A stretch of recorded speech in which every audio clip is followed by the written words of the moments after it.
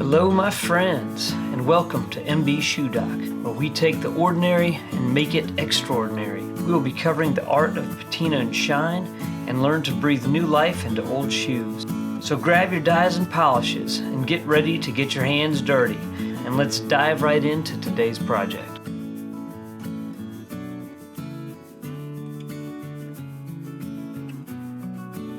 Alright, this should be a fun project today.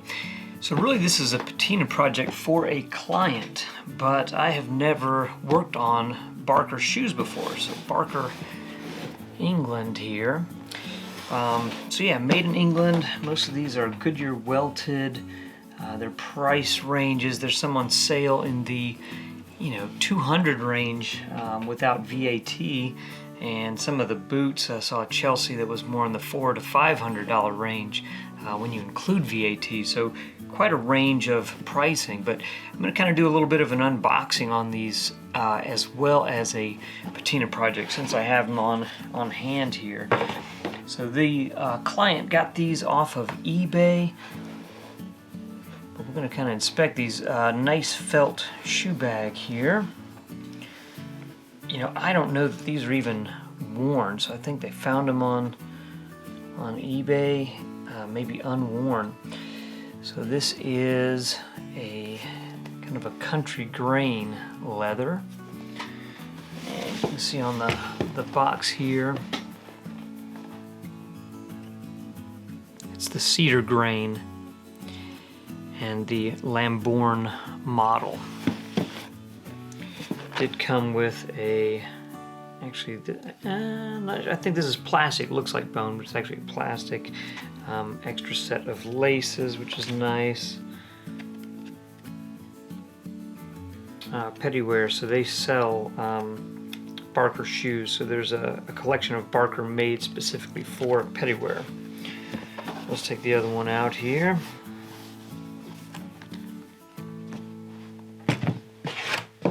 So yeah, nice shoe bags came with it. Take a look at these guys before we do any patina work on them. So again, this is the cedar grain. It is a nice leather. This is Goodyear welted, and it's a storm welt. So you can see where the welt comes up a little bit here. That's the storm welt. Kind of adds a little bit of extra weatherproofing on the boot, so you'll see that on a little bit more casual styles, and a Dynite rubber sole. So this is a pretty tough boot here. This would be a great all-weather, look pretty amazing with jeans. Really nice leather. As I'm looking at the stitch density on the welt here, it looks good. Maybe a little higher stitch density than the last Allen Edmonds I looked at. Same for the uppers. This looks like a little bit higher stitch density as well. Yeah, really nice looking boot here. Like I said, we're going to do a custom patina on these, but I thought it would be nice to kind of review them as is in their natural state before I do that. So yeah, Barker shoes, I've been wanting to check them out for a while. Hopefully I'll be able to do another unboxing someday on a different model, but pretty beautiful boot to start with. Some good variation in the tones here. This cedar leather is actually really nice looking. I like these quite a bit, even in this color as is. But what fun would that be? So we are going to do a custom patina. We're going to strip these. So I'll get my gloves on, take these laces out, and we're going to hit them up with some acetone. Say goodbye to the cedar grain color. So here comes the acetone. And let's see how the color removes. And first time working on this brand, so I'm not sure how easy they will be to strip, and this is kind of a unique leather anyway.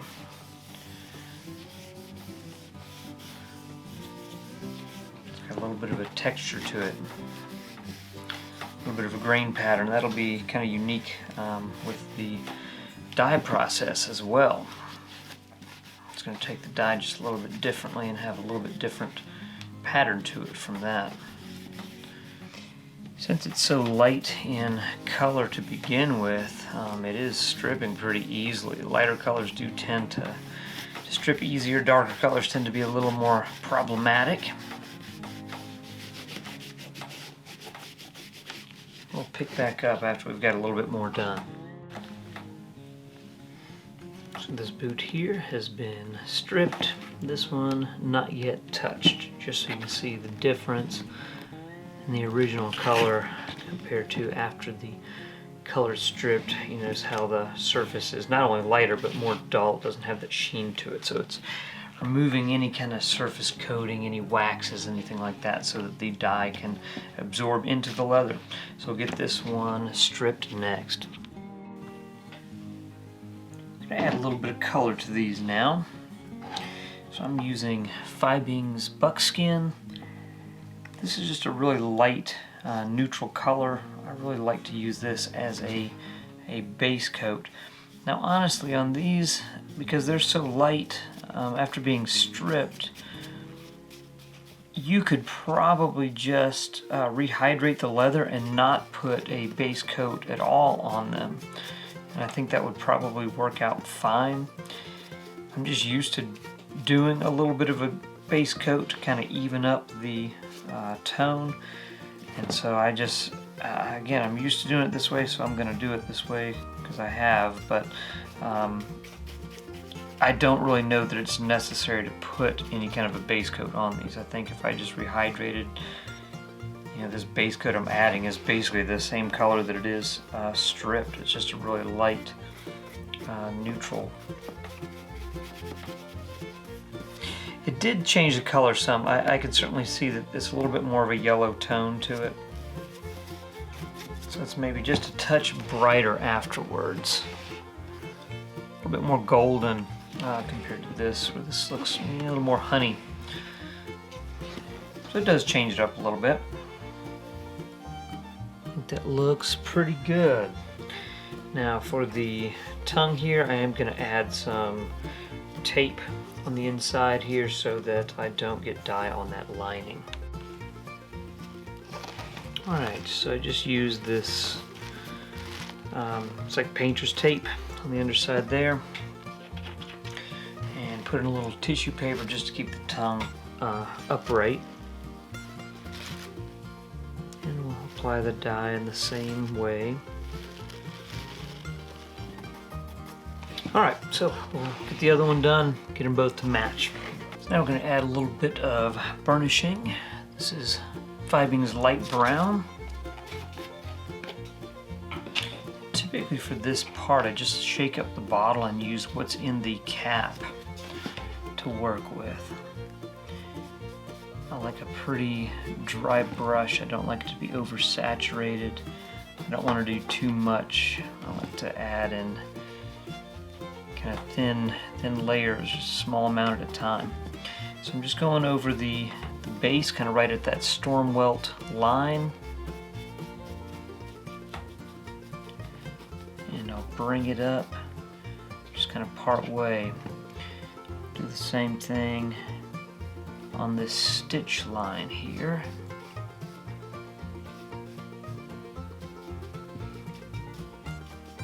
Just extend from that very slightly.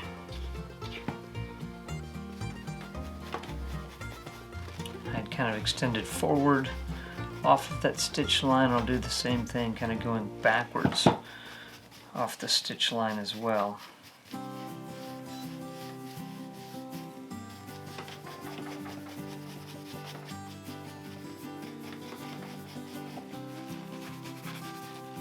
So yeah, going along the eyelets, on top, follow this stitch line.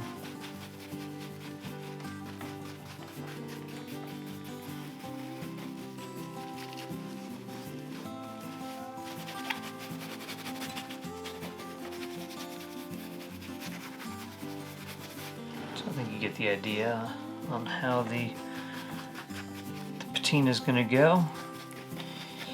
Typically I'll I'll go inbound more with this light brown, and then I'll go back over things with a darker brown and not go in as far, kind of keeping it really close to that stitch line.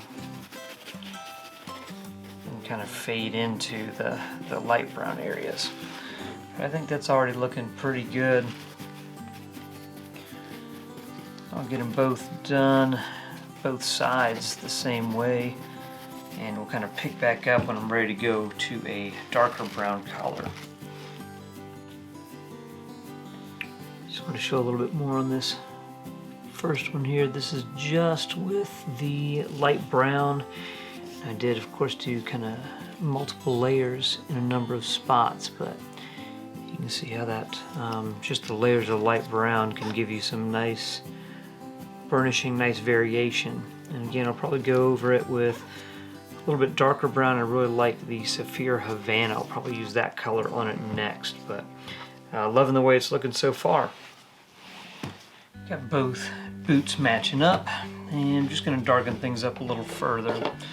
So I'm going to use this Sapphire Havana, just a little bit darker. I really like the tone on this one for the burnishing.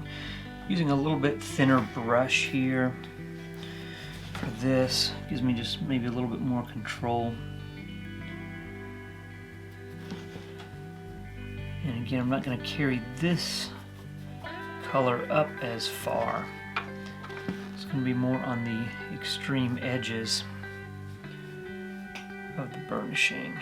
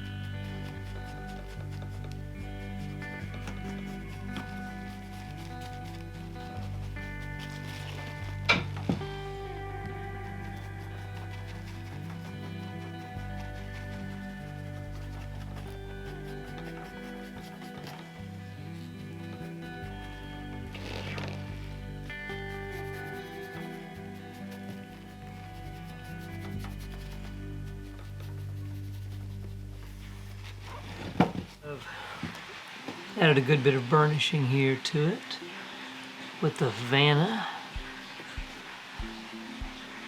I think it's looking quite nice. Probably just about done with the dye work here. Time to rehydrate these. I'm going to use Bic 4.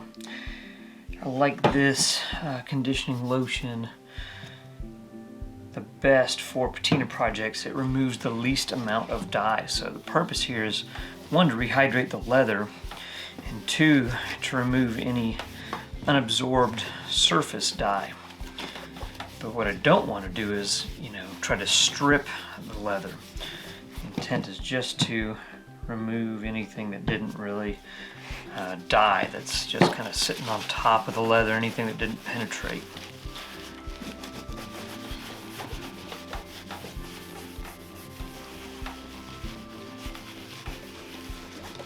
When you do this step, you can expect to find a little bit of dye transfer onto your cloth.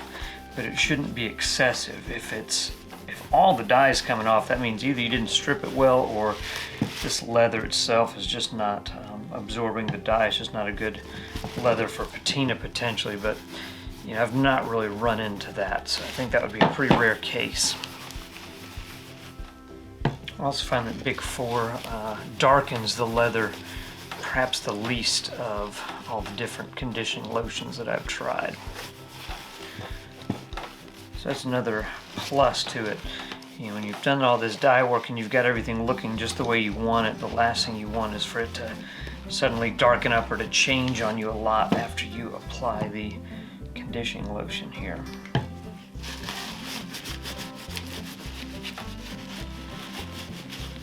So what we will do, we will recondition both shoes and then kind of give them a quick brushing, and then we'll add a little bit extra shine on the toe caps here.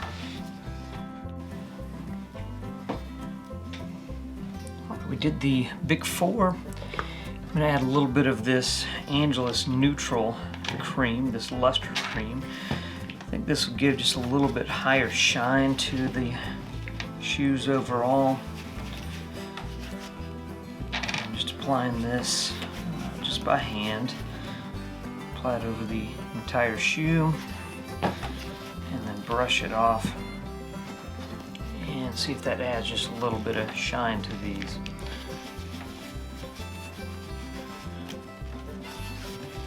And the last step will be adding a little bit of wax too. Alright, so that Angelus cream has been given a chance to kind of soak in.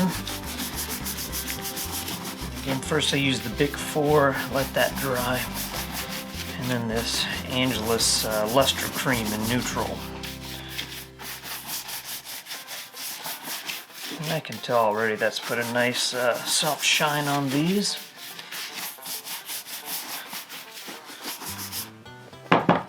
Pretty happy with the way that looks.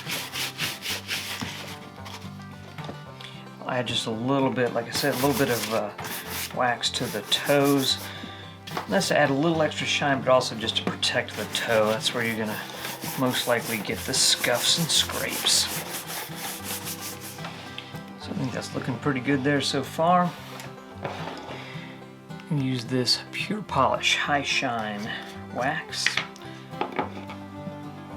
This is a pretty dry, firm wax. So it doesn't have a lot of solvents in it. So that means that it's not going to strip the dye work much, and it's going to be very quick to dry.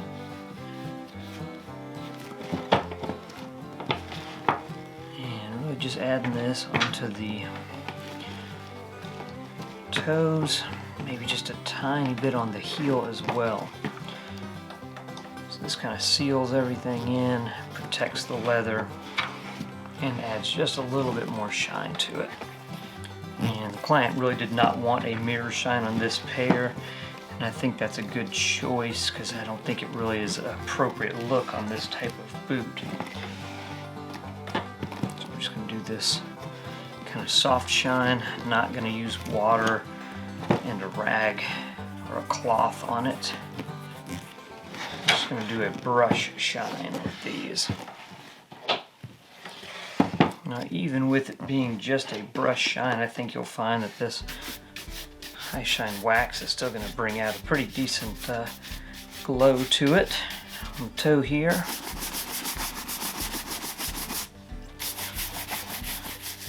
And on the heel. I think I'll go just one more round with that, and I may even go with a little bit darker just on the toe tip alone. Again, trying to keep that burnish on it. Let's get these brushed off here.